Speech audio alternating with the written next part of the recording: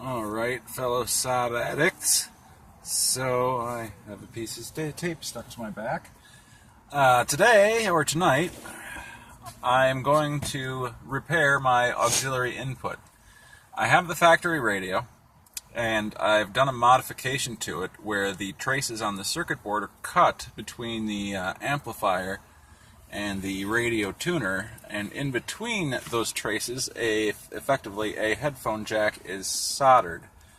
Now, unfortunately, some of my connections in the headphone jack appear to be wonky, so I'm going to have to cut it and resolder the headphone jack in. Now, it's going to be tricky, I'm sure, in many ways, and we're going to pause the video at some point here and kind of do it piecemeal, but it's a very handy hack. I know there is a guy on the Facebook groups that sells an auxiliary kit for this model, the 9993, for only $30, and it's probably very worthwhile. It's very similar in style to what I've done to modify mine,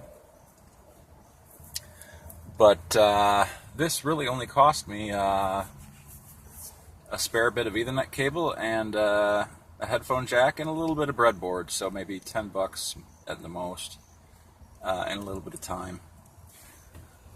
So your left and right channels do get connected to the headphone jack, and also the ground, of course. And the headphone jack, when something is plugged into it, it bypasses the radio tuner, and your auxiliary input goes to the amplifier instead. When it is unplugged, the radio circuit is once again completed and your radio will work as normal.